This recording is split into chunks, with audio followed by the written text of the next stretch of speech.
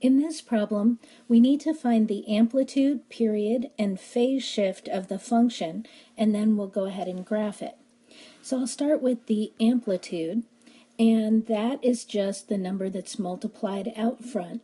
Make sure that you only give a positive answer for amplitude because that is a length, a distance from 0 to the top of the graph or from 0 to the bottom of the graph.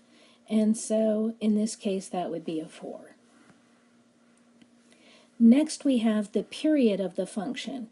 And because we're working with the cosine function, I'm going to do this off to the side, I take the value 2 pi and I divide it by the number that's multiplied by x inside the cosine function. So in this case that's a 2, and that gives me pi for the period.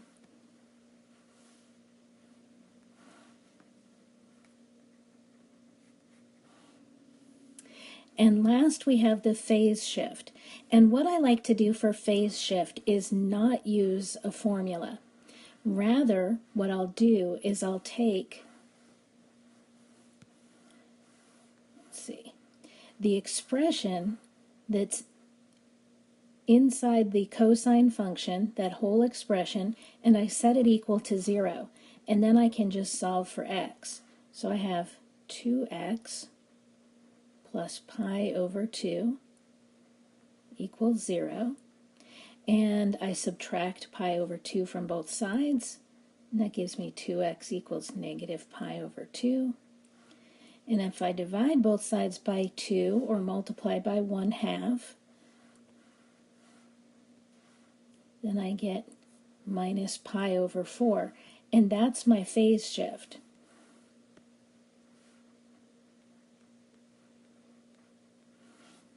So those are my 3 values.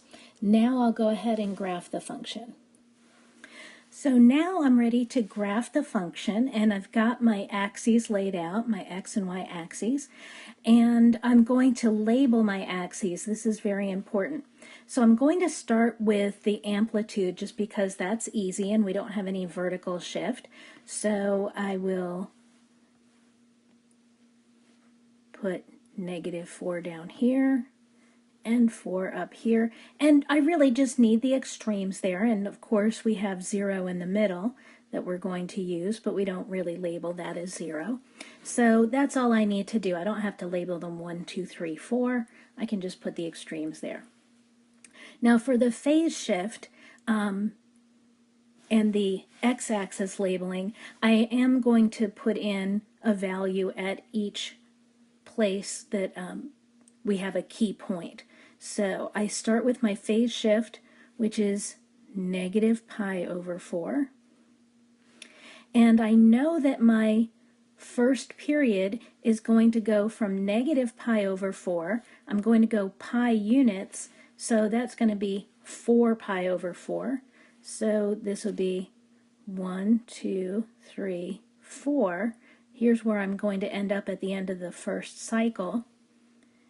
And that would be 3 pi over 4.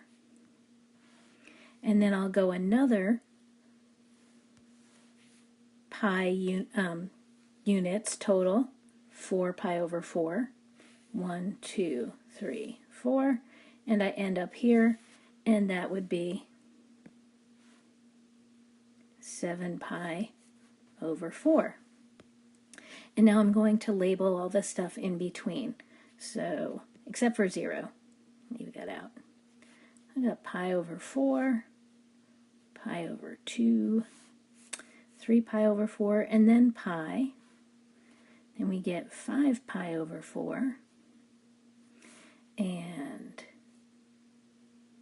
3 pi over 2, and then 7 pi over 4, and that is our 2 cycles.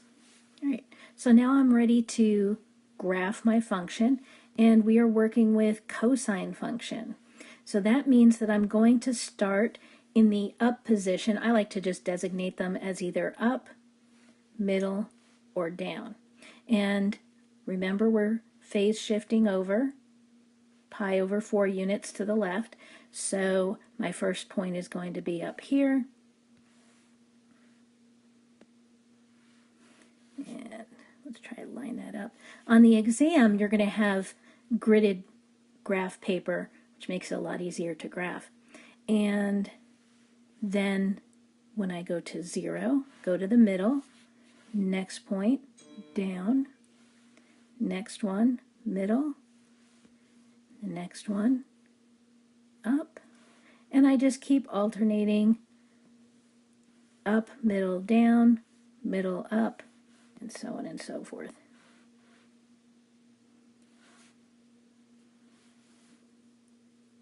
And we know with cosine that we start at the up and we end at the up as long as we're not reflecting about the x-axis. So now I'll go ahead and sketch my graph. A little bit difficult to do here, especially because I'm just using my finger. But hey, that's not too bad. That's pretty good. All right, so there is the graph of 4 cosine of 2x plus pi over 2.